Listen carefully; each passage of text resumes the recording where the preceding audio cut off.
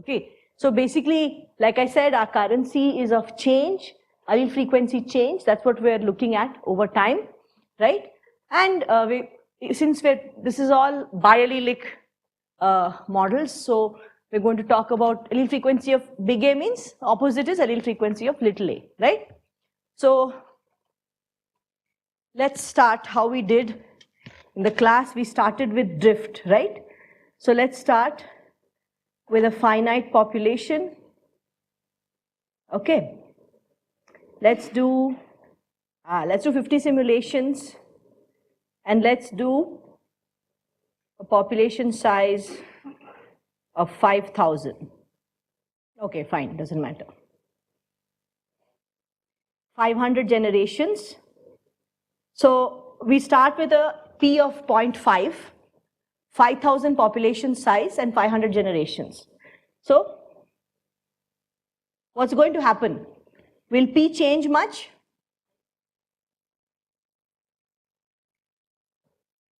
It's going to take some time because it's a slightly high population size. P is 0.5. Will it change much? What is each of those lines? One simulation, right? Why are the lines different from each other? This is drift. We're modeling drift, and it's a random process. So different instances of evolution will result in different outcomes, right? And so overall, you start at 5.5, and over 500 generations, even with a population size of 5,000, you have quite a bit of change in allele frequency. There are certain populations where P does go up to 0.8, right? Now, can you think of an example of drift where the variance which you see here, that's the variance in allele frequency we talked about. Well, the variance in allele frequency because of drift will be much higher. What should I change for the variance in allele frequency to be much higher? Population size. What should I do with it? Make it small? Okay. So let's try that. About 200. Wow, look at that. Superb. Huh. So what is happening most of the time? It's getting fixed or getting lost, right? And that's the maximum variance you can have, right? The maximum variance you can have is between 0 and 1, any outcome is possible. So when you have a small population size, not all the time, but the variance in the possible outcomes is much higher. Now, how will this be different? Will this depend on the starting allele frequency? That is, if I started with an allele frequency not of 0.5, but of 0.1. So the same two scenarios, say 5,000 population size and 200 population size, 0.1 is the starting allele frequency. So let me ask the question another way. If the starting allele frequency is 0.1, will you ever have fixation of that allele? Where is it going to be rarer? When you have a population size of 200 or 5,000? When it is 5,000. So let's look at whether that intuition is correct. Oh, sorry, I thought someone said something. Let's reduce the number of simulations. Maybe there's too many simulations.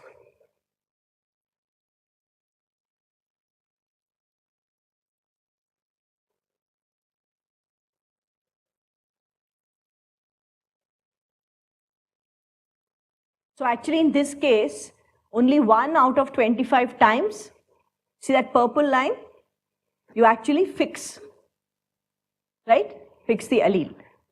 Many times it's going to 0. You lose it, right? And suppose I make this 5,000.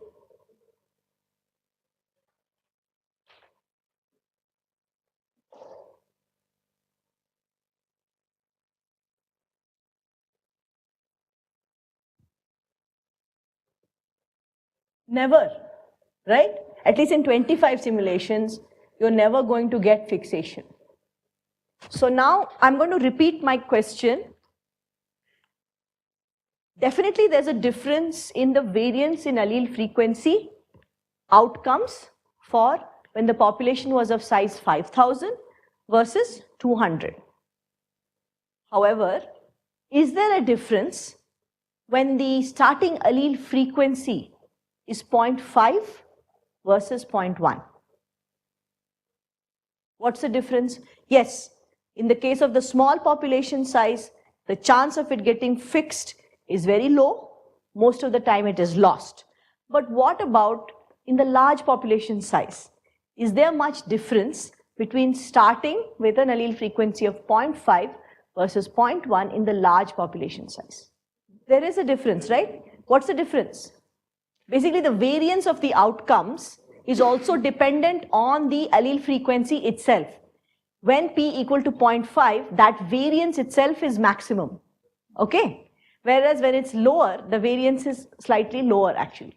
So the variance in those outcomes is actually a bit less for this.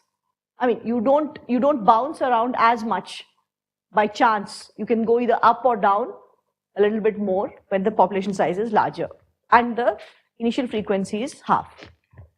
Okay, now let's look at something else. Let's look at selection, but in an infinite population, okay? So here it's very nice. Again, we have our fitness coefficients, W11, W12, W22, right? Dominance coefficient. So you can make it 0, then it's additive. If dominance coefficient is 1, then big A is dominant, A is dominant over, big A is dominant over little a. So now we don't have a finite population. So we'll do the obvious thing, okay? What's the obvious thing? The obvious thing is this, right?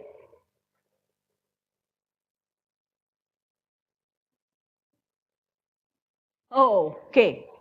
So what happened there? Oh, by the way, I said 25 instances, but here all the 25 are identical, right? Right? I mean, you have only one line. Why is that? Huh? No, selection is deterministic. Selection is deterministic. There's no stochasticity here. Drift is stochastic, right? So different instances of drift result in different lines. But selection is deterministic. There's only one possible outcome, okay? I'll convince you, I'll add in, this is a very extreme example. So let's make it something like this.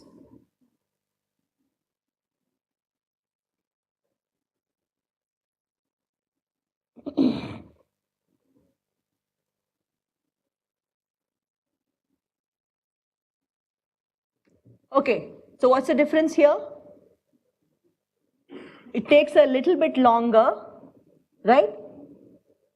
But it still goes to fixation because the fitness of W11 is more than W12, right? And W22.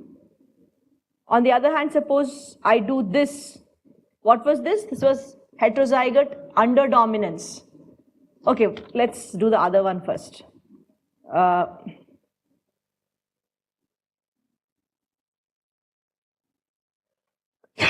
What will happen here? Heterozygote advantage. So what will happen in the long term? Heterozygosity will go to maximum, which is 0.5, right? So that's what I'll see. However, suppose I change the initial allele frequency.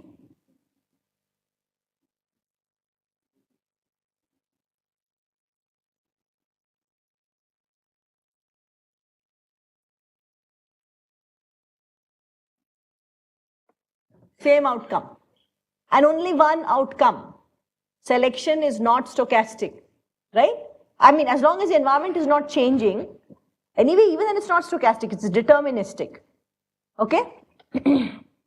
Now, let's try heterozygote underdominance. What's going to happen here? Is the outcome one or other thing for sure? In this case, what will happen? Huh? What will happen? So here I'm saying fitness of the heterozygote is lower than the fitness of the two homozygotes. So what will be the outcome? Final outcome? Starting allele frequency matters, yeah. So what will it be? If the starting allele frequency is less than 0.5, what will get fixed? Big A.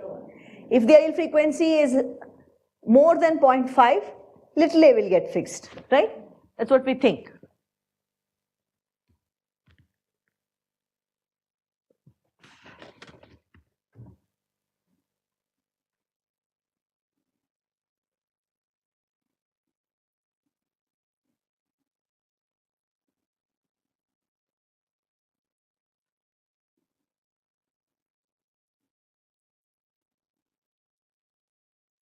Okay. How about if it is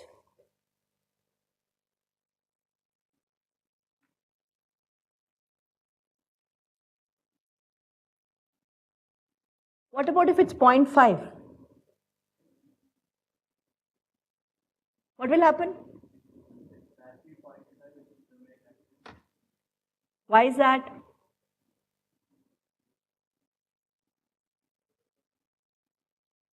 Let's see how good my ability to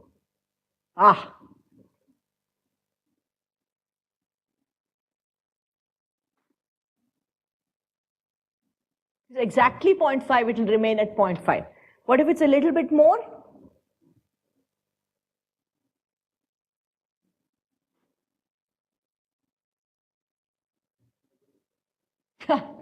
And if it's a little bit less?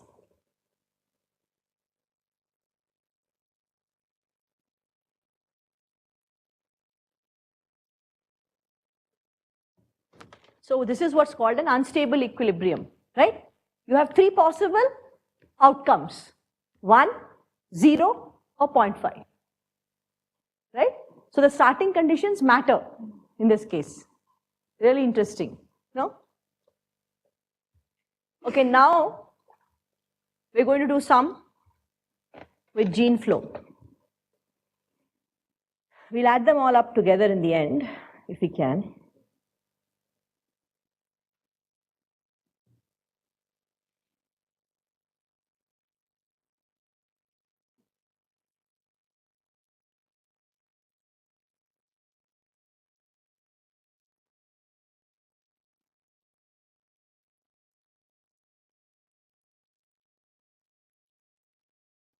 So now we have, this is the kind of like the island continent model, right? This is the continent, frequency in the continent, and the migration rate, no? So basically what do we expect if the, okay, so let's talk about the expectations here. You have allele frequency on the island, allele frequency on the continent, gene flow between the continent and the island. So now, if the difference in allele frequencies between the continent and island are high, what do you predict?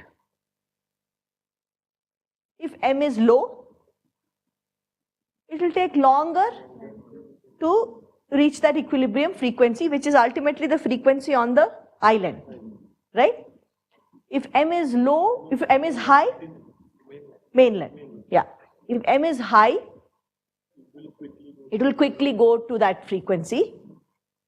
If the differences in M are low, I mean differences in allele frequency are low, again it will be faster, right? Faster to reach the equilibrium. So that's two parameters in some sense, difference in allele frequency and M.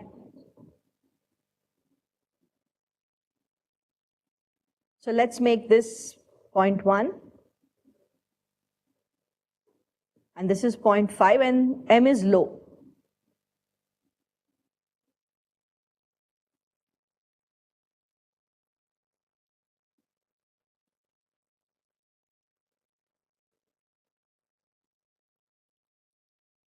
Okay. So now suppose I want to, so it's basically taking about 60 generations, right, to reach equilibrium. Okay, I mean, I think one thing I'm sure, I hope you're realizing is that drift is something which goes on, never ending, right? I mean, it was going on, bouncing, whereas selection, migration, all put, equilibrium is set very fast. So drift is basically a pain. So now, suppose we increase the migration rate, and let's just look at the same thing. Oh, very quickly it goes to equilibrium, but the equilibrium is the same, right? What is the equilibrium? It's the allele frequency on the mainland, right? So now let's change this.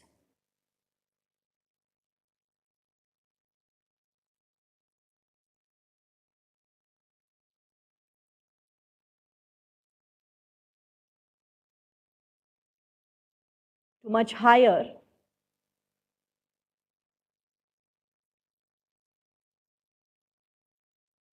So here it's taking much longer to reach equilibrium. And if I increase migration rate,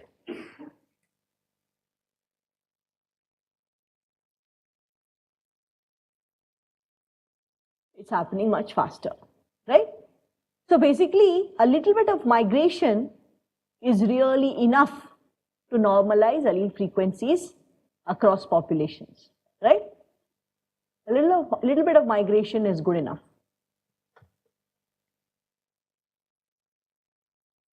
Let's model inbreeding.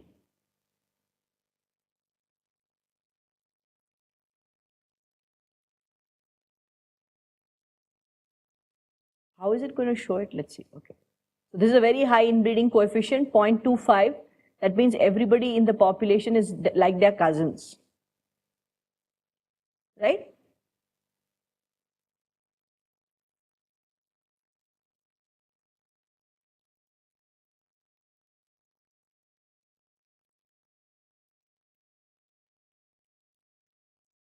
So the frequency of the allele doesn't change under inbreeding, right? The heterozygosity will be lower. The frequency of the allele does not change under inbreeding, okay? So now I'm going to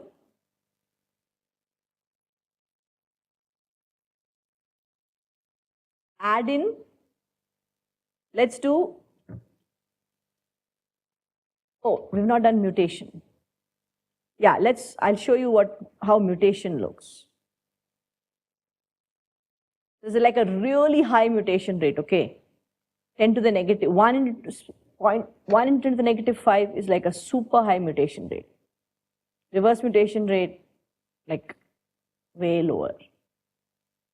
Let's make it 10 to the negative 6, 10 to the negative 7.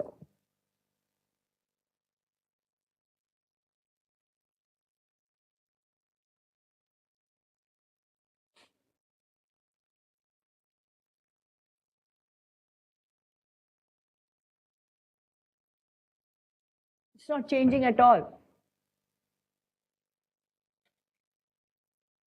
1 second, did I make a mistake?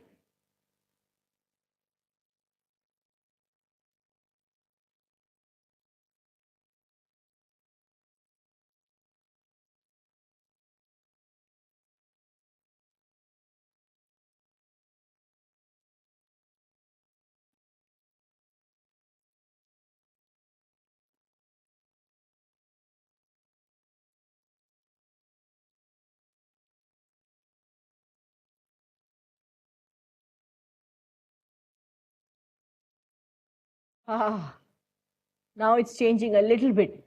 And I have 10,000 generations. right? How can I make mutation have an effect? What if I do this?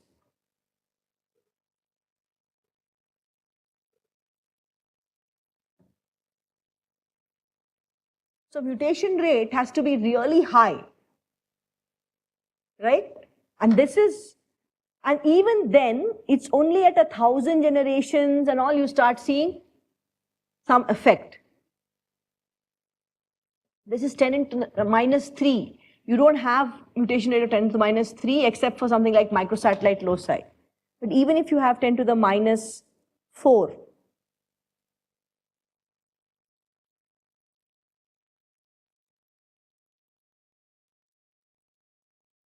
okay, it has some effect. It takes really, really, really long. So mutation is a really slow, it's a very slow process. This is also very unrealistic. True mutation rates are 10 to the minus 8. Okay? Of course, you have a very large genome, so 10 to the raised minus 8 per base pair, so somewhere or the other there will be an effect. This one, for example, doesn't look like it's changing at all. So mutation is really slow. So let's add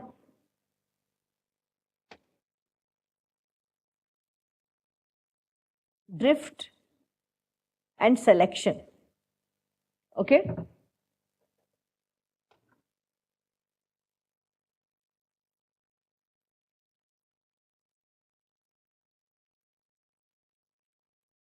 So you guys, you worked with Kavita, and what did she discuss about small populations? What happens in small populations? Drift has a higher effect than selection. So what does that mean? In our simulation now, we're going to do, how will that look? How can we test that? How would we test that? We have an expected effect of selection. Yeah, should go to 0. If it has a selective advantage, it will still go to 0. It could go to 0 in a small population size. So yeah, so if something has a selective advantage in a large population, we should have fixation. However, in a small population, we may not, right? So let's look at where that's the case.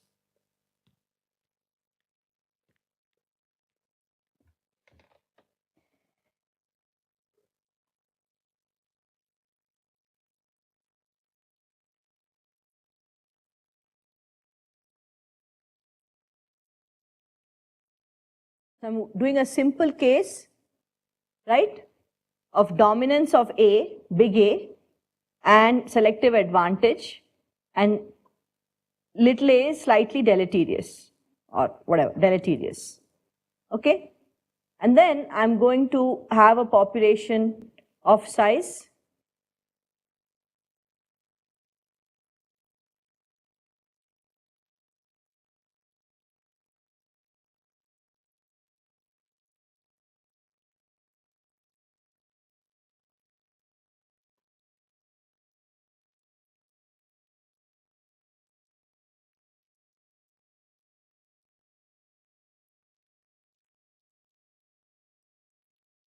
okay, 95. So starting allele frequency, I'm going to put it as 0.1. So if there is, okay, let's test the easy thing first. So let's make the population size large.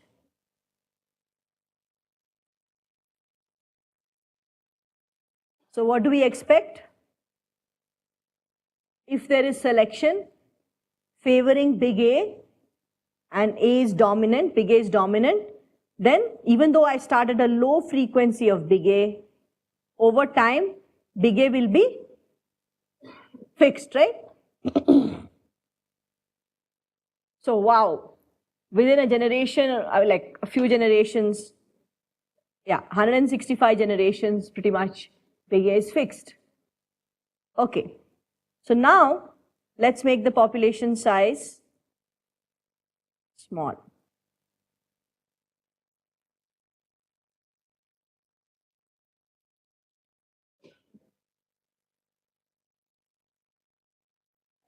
Huh? Oh, you can type, wow. Okay, fine.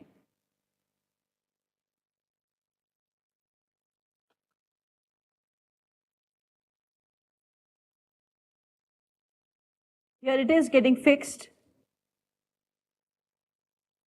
but it is also varying a bit, right? So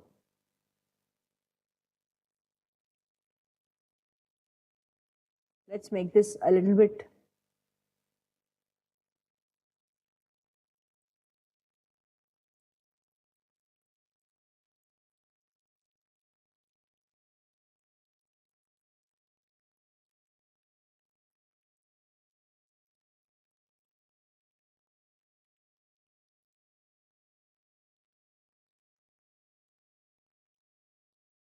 So how big is this population? 200. What if I make it 50?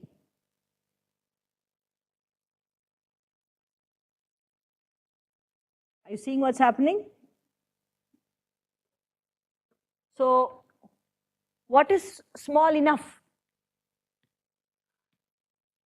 You see you understand the question? 200, there was fluctuation, but it was still, it seemed to be like selection was able to operate, right?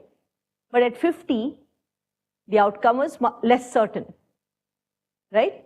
So definitely small means pretty small, not like thousands and all that. Drift is not probably going to have a huge impact in such large populations. But often in nature, we have these situations called bottlenecks, where suddenly the population size goes down, right? And in that case also, you can have a similar situation where drift, the effects of drift become much more pronounced because you had a large population which suddenly crashed and there's very few individuals. There seems to be some way to model bottlenecks here. Let me just I'm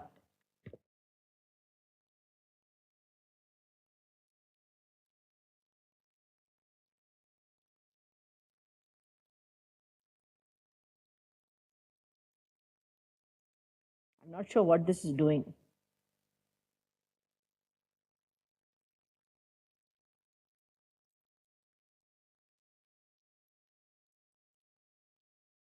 I don't want to mess with it. Huh? Sorry. You had a question?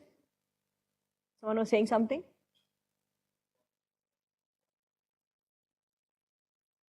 Yeah, I'm not sure what this override means.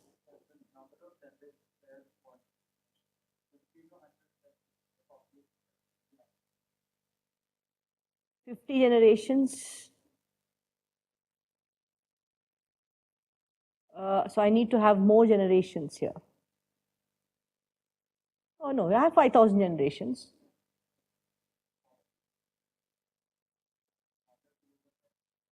Oh, this is after the bottleneck, is it?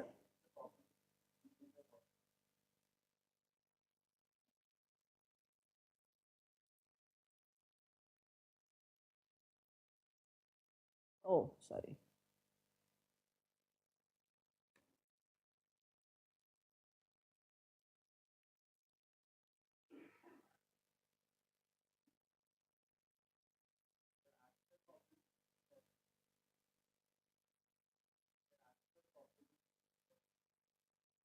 But yeah,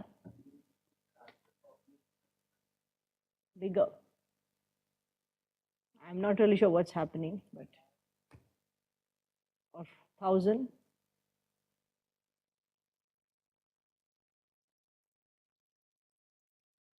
Let's take selection out first and see what this does.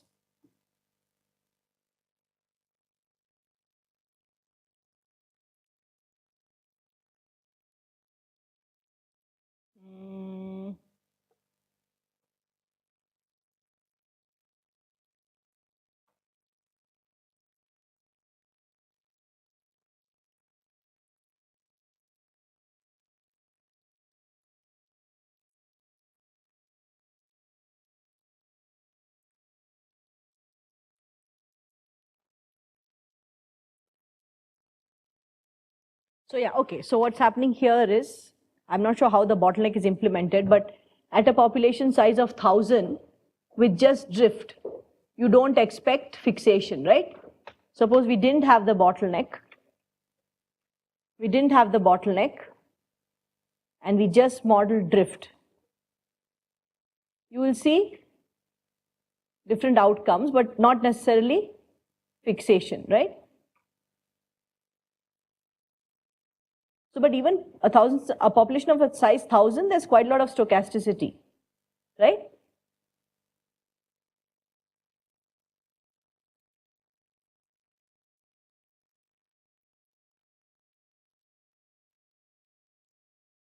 But if I have, oh, it's population of size 1,000, yeah. Now if I add in this bottleneck, which goes from 1,000 to 50,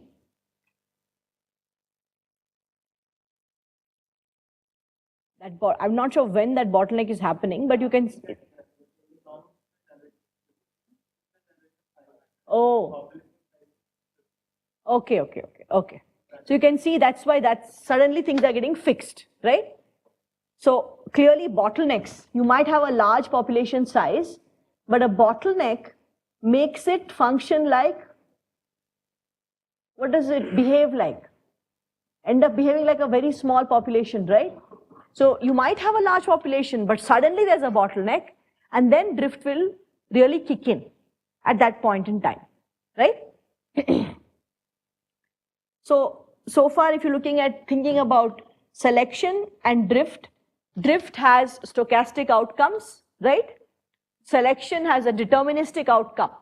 You'll always know what the outcome will be. Either big A is fixed or little a is fixed, right?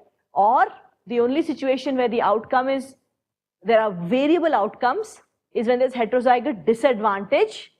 There, if you start with p equal to 0.5, you'll stay at p equal to 0.5. If you start with p above 0.5, you'll fix it. If you start with p below 0.5, you will lose it, right? Clear? Now, when we did mutation rate is really slow. It takes really long for mutation to appreciably change allele frequencies. So you can't be counting on mutation to recoup variation. Say, for example, in natural populations, it takes a really long time. So it's unlikely, especially at a specific locus, that mutation is going to come to the rescue of a population. There's nothing like that. Variation is generated very slowly. So then we also looked at M, and that you have an island and a continent model. You can have gene flow, and gene flow will end up equalizing the allele frequencies in both the populations. This equalization will happen faster when M is larger, and faster when the differences between the allele frequencies are smaller. So another way to say that is that FST, which we calculated, is the same thing, right? FST, or differentiation between two populations, is higher when the allele frequencies are less similar, and it's higher when the gene flow is lower. Does that make sense? So now, and then we combined drift and selection, and we found that in general, drift will, even though you have drift, if you have a large population size of say 2,000 individuals, selection will quickly fix alleles, right? Is there a difference in time also? Let's look at that. We didn't look at that very carefully. Let's decrease the number of generations.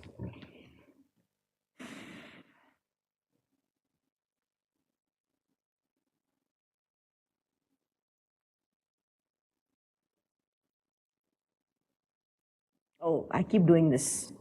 I should be smarter.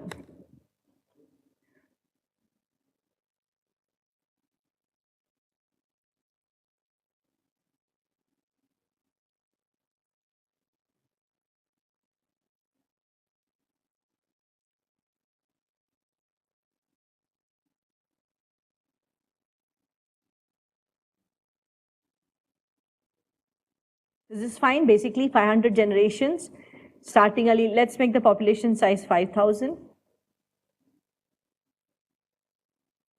Okay. 25 simulations, 1.7.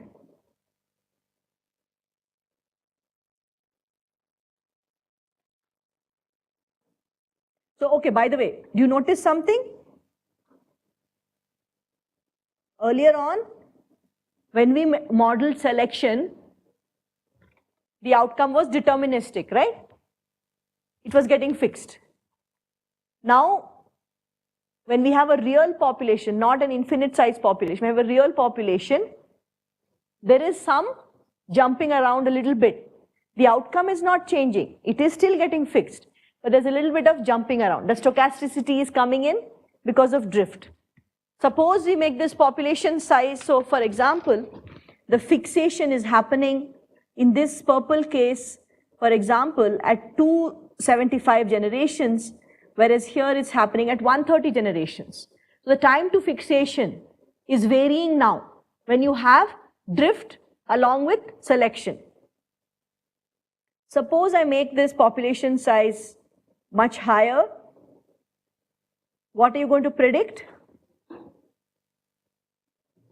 Will the time to fixation vary so much? Will it bounce around so much? It shouldn't, right?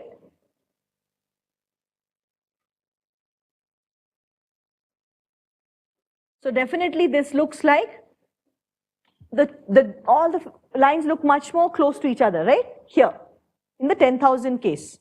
So 10,000 is a large population. So it's not as if drift will not act in smaller populations of size 2,000, 1,000 and all, but the extreme effects where drift is dominating, we are not seeing, right? Whether it's 2,000 or 5,000 or 10,000. How about if we make it 500?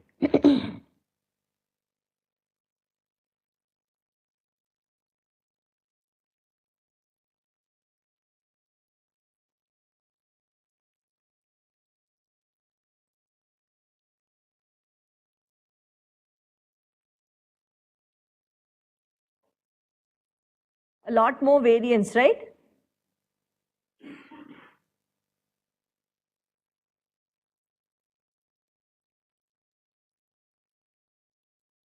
Something else, are you guys noticing about what's happening in these different instances? Can you talk to me about the variance between the outcomes initially versus slightly later? Huh? There's more variation between the outcomes later on. Why is that?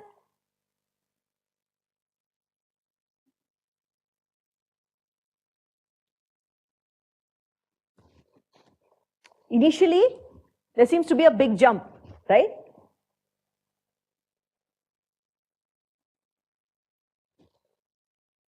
Is that true? I don't know, maybe I'm just making it up. Does look like that.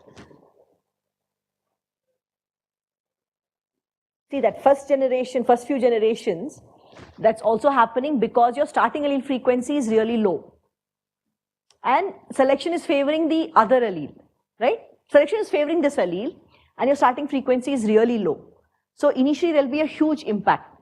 But as you get closer to the equilibrium frequency, the change in allele frequency will be less. And so there's more possibilities of variance. I mean, it looks like there's more possibility of variance there. But for example, now, if we make this size 50, right? Quite small. Okay.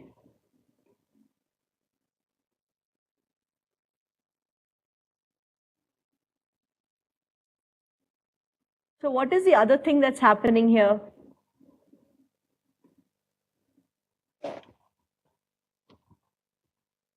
When the populations, or did I change the number of generations or what? Sorry. Oh, sorry. I was wondering why. I want to change the population size to 50.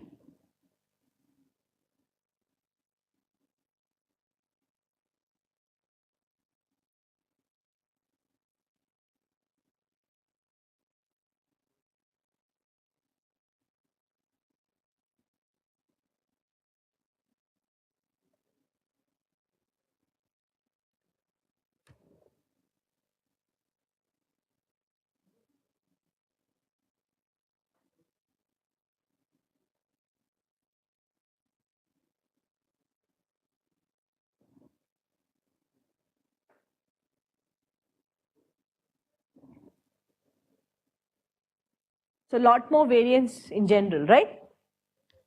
But still, it is getting fixed.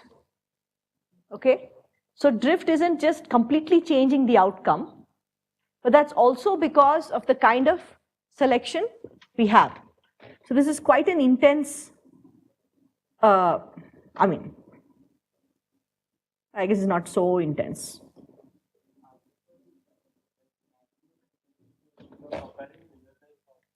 Yeah.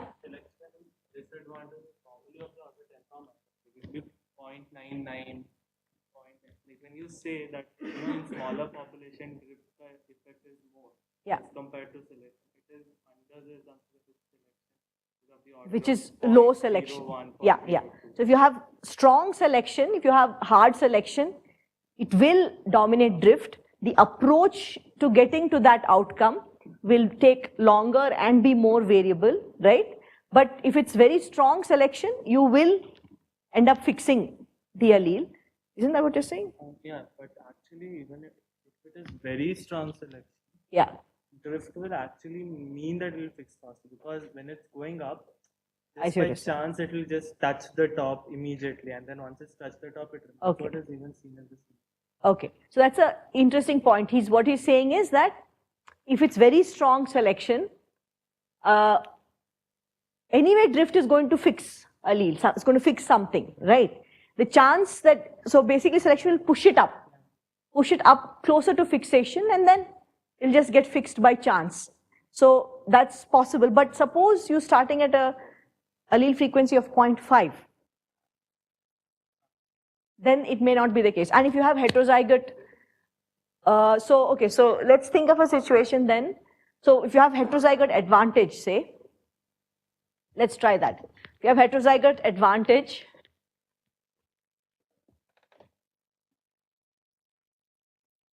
and you have a small population. Before, without any drift, you would expect that you're starting with an allele frequency of 0.2, you would go to 0.5, right? So here you'll bounce around more.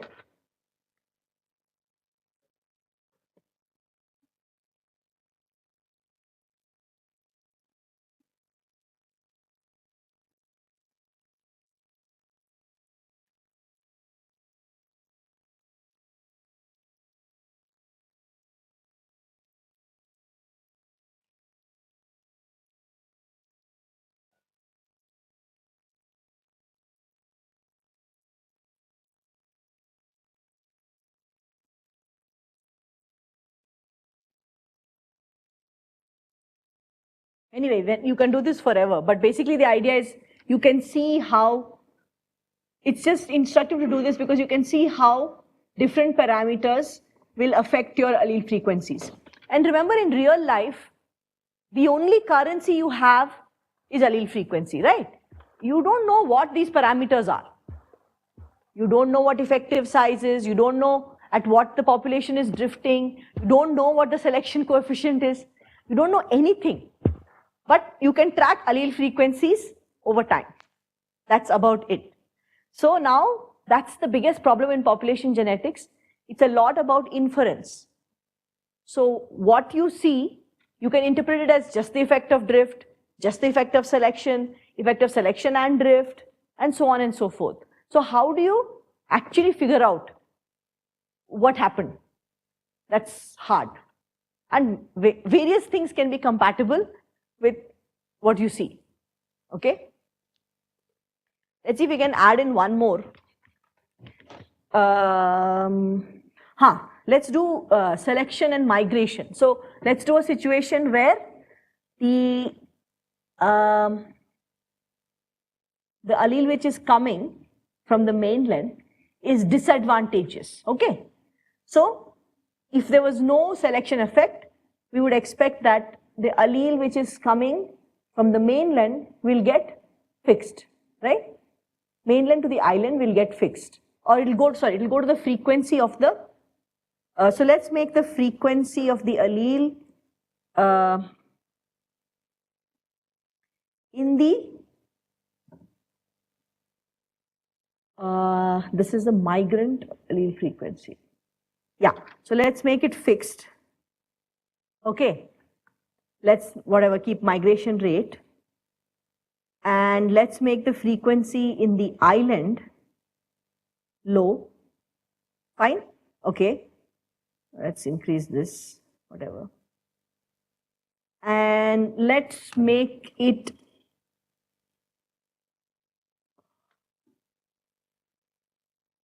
disadvantageous. Okay, got it right? So basically, there's a low frequency of the disadvantageous. No, that's not what I wanted to do. There's a low frequency of the disadvantageous allele in the island. That's right. What did I want to do? I want to ask, can migration quickly increase the frequency of advantageous alleles or some such thing? Huh? Yeah. But I cannot do that here. Can I? How? That's what I'm doing? Okay, so if we're just looking at the island, what do we expect? That this will be lost, isn't it? But now you're keeping on throwing in bad alleles from the mainland, right? Huh? Okay, we'll remove the finite population. Fine.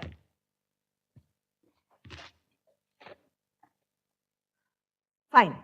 So, there's a bad allele on the island, but it's at low frequency, right? It's at low frequency, but the island is being bombarded by alleles from the mainland. So, let's just do this without migration. Okay? So, without migration, what do we expect in this situation? Low frequency of a bad allele. What will happen? Very quickly, it is lost, right? Okay. Now, we have the situation where we have migration and we have major onslaught of migrants which have the bad allele, right? What's going to happen now? What? The bad allele is at a high frequency. So why is that? Because the migration is going on bringing new bad alleles every generation. How much ever they're kicked out, huh? It's disadvantageous. It's not lethal. Yeah, okay, fine. Obviously, yeah. It is disadvantageous. It's not lethal. But still, look at that. That's the effect of migration, right? Huge. Can have a huge effect. So now let's think of a good situation, good effect of migration. Can you think of a scenario where migration would hasten the fixation of an advantageous allele? Shall I say that again? Situation where an island has low frequency of an advantageous allele,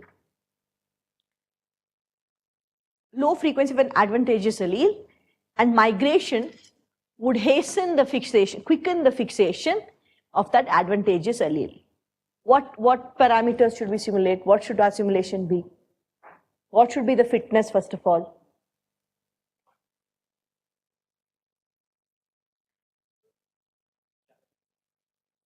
The capital A allele, capital A fitness should be higher than, yeah.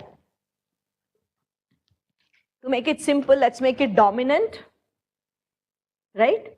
So this will be 1, and let's make this less than 1, okay?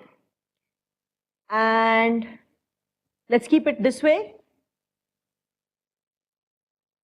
Let's first not have migration.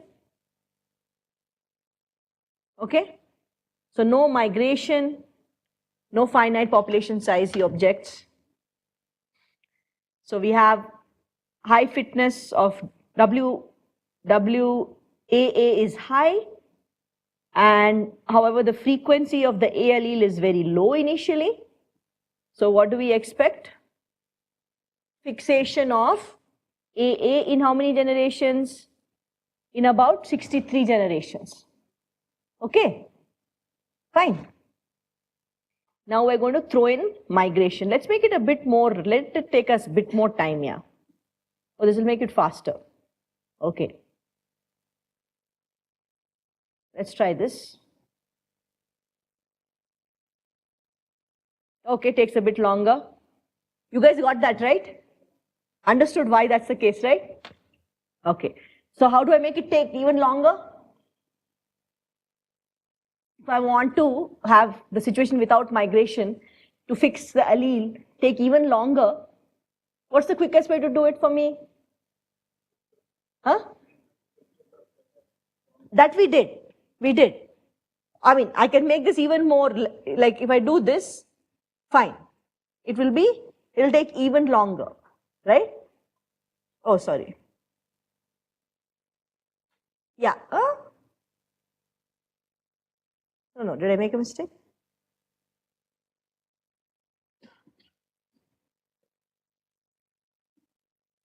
No. Yeah, that's right. Yeah, okay, fine. Fine. Yes, that's one way. What's the other way? What is the other way? What can I change here so that it takes even longer?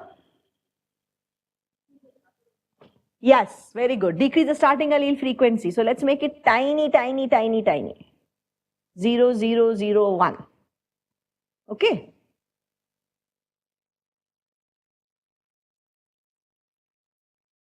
Oh my goodness. It's too low.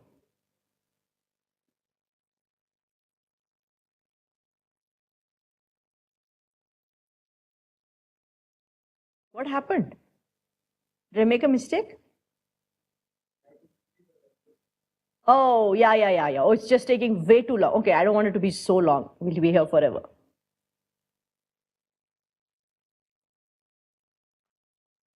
Okay, that's not good enough.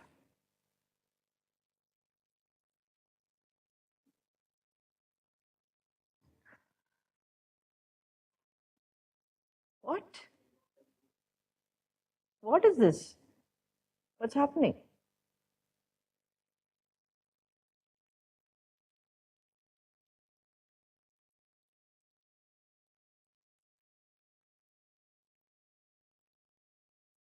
It's not getting fixed at all.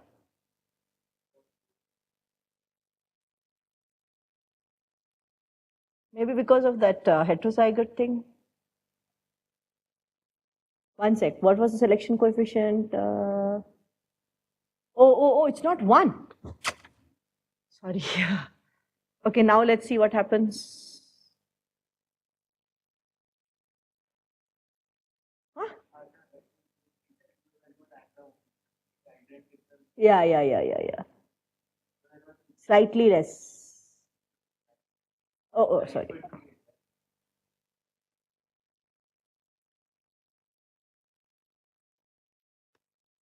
Okay, let's see.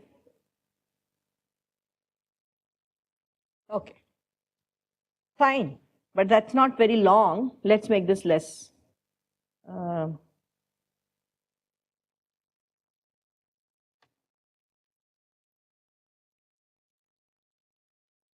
Okay, this is decent enough. 167 generations. Oh, that's not, I'm not very happy with that. Okay, let's make this 0.95. 0.95. And that's a good amount of time. Okay, so let's make this 750 and okay. So basically at about 550 generations, it's going to fixation. Now let's add migration.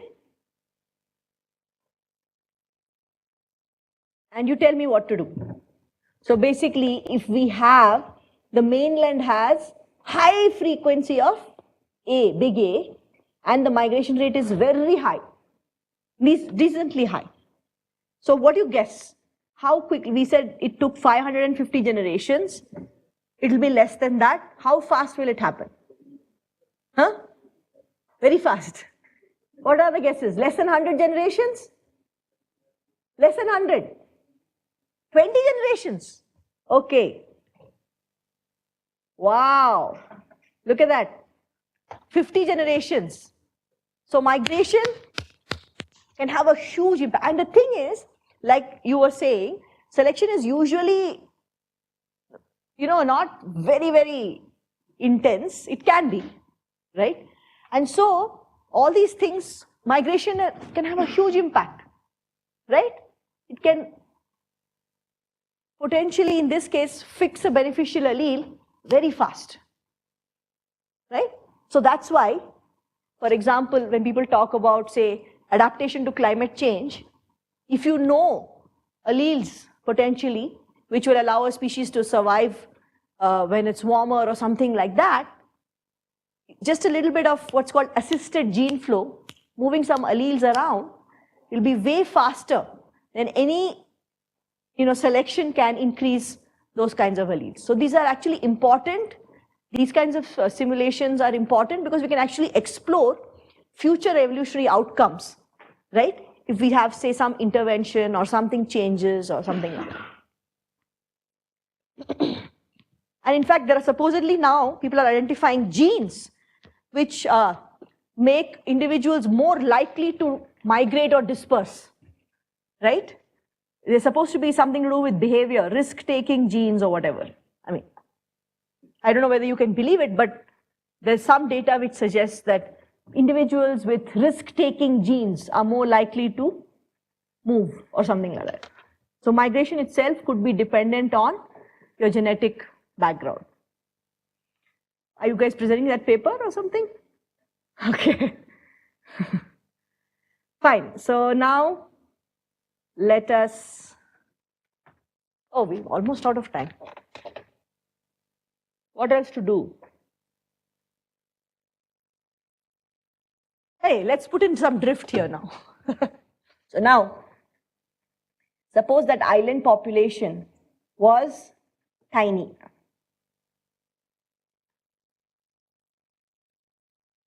What will happen?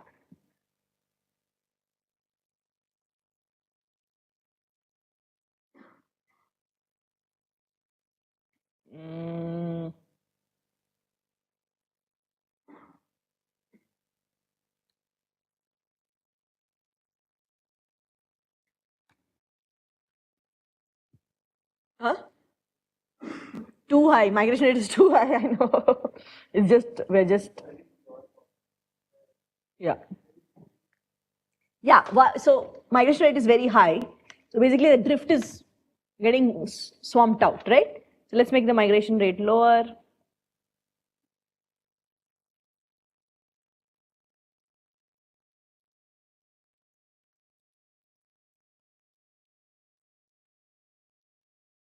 So by the way, the problem with studying population genetics, not problem, I mean a challenge, shall we call it a challenge? Problem makes it sound like it's bad.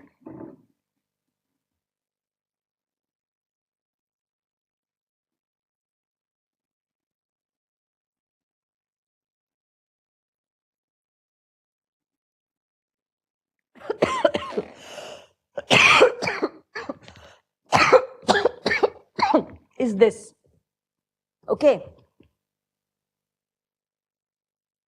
This is Anubhav. He's doing his PhD. And he happened to go to this island population when the frequency of some allele was really low. Just once he went. Okay. He went again, like he had a long PhD and he went again, it was high. But our time period to study something, okay, my bad, because I work on mammals, so things which live long.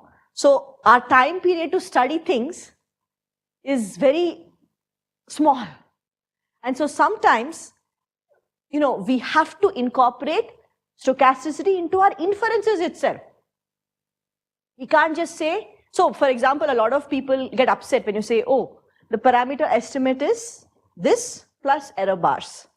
They say, oh, you should be able to estimate the truth. But in population genetics, we can never know the truth. We can never know the truth.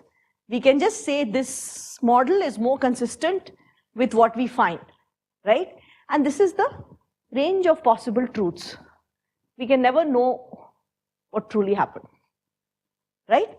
So basically you have to, ideally, you want to have replicate populations which you sample many, many times, right? And then reconstruct these allele frequency changes over time to look at what is drift and so on and so forth. But you don't have that opportunity. You have that one, basically, one population lived out this one curve. So that's all you've got. And you've got 1 or 2 points on that curve. If you're lucky, 2, otherwise 1. So that's why it's often very challenging, and we have to resort to models and simulations to say, what do our data mean?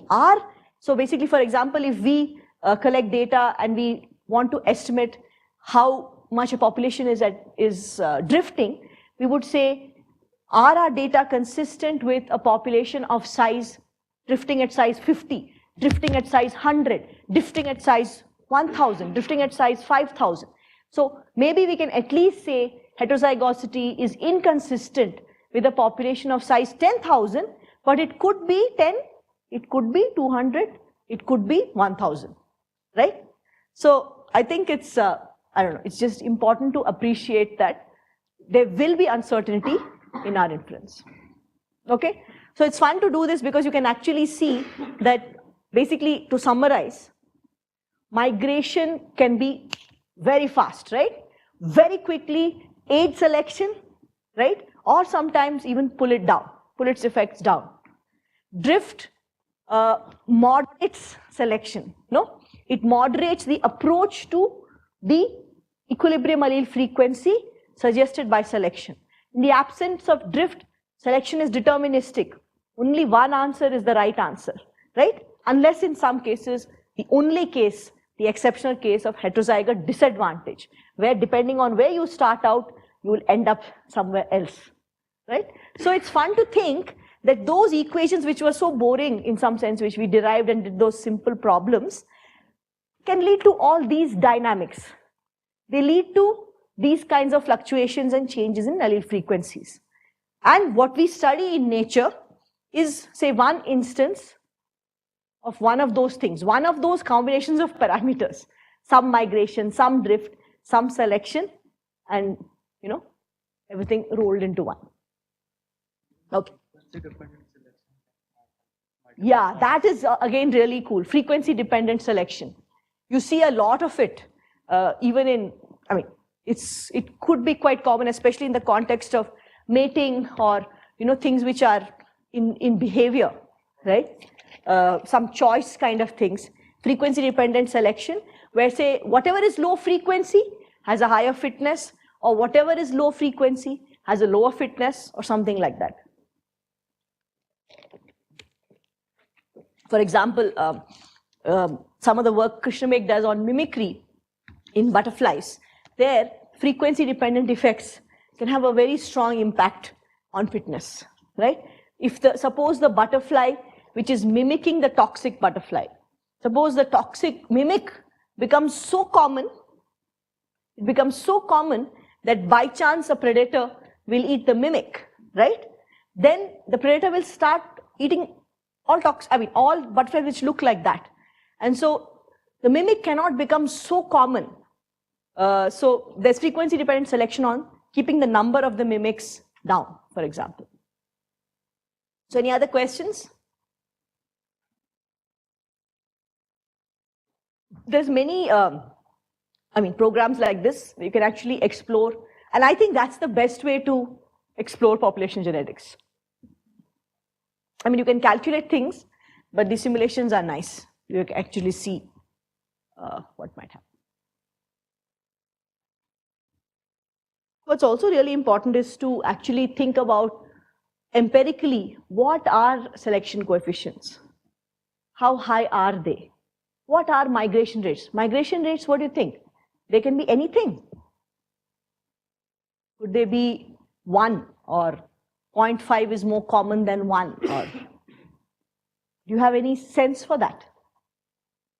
How would you estimate, I mean, not estimate, how would you predict migration rate? You know, do you understand what I'm saying? Like, huh? I mean, in the sense, if I wanted to know, okay, what are the range of migration rates I see in nature? So how would I can make up any migration rate in an experiment or in a simulation, I can make it up. But if I want to know the effect of migration in real life, in nature, how would I, what does it depend on, migration rate? Yeah. Yeah. No. Of course, it depends on the number of generations. That you're just stating what migration rate is. But I'm saying in nature, what will migration rate depend on? Yeah, it depends on dispersal, right? And what is dispersal? It's an ecological trait, isn't it? Dispersal may depend on density dependence again, how many individuals are in a population. There's dispersal associated with low density populations, alley effect kind of things, or there's dispersal associated with high density populations where there's a carrying capacity type of effect, right? So dispersal there's many things which control dispersal. Body size affects dispersal, larger things disperse longer distances. So there's a lot of, so basically the ecology will also impact the population genetics, right? In real systems. So it's important that you remember that they're also linked. You can't think of migration rate in the absence of considering ecological context, which is driving that migration or dispersal. Right? Genes, yeah. And their behavior will also come in, right? Not all individuals who come from another population might mate, right? So there may be some mating preferences, whatever. Okay, so the bell has rung. So thank you guys. I won't see you again. Good luck with your presentations.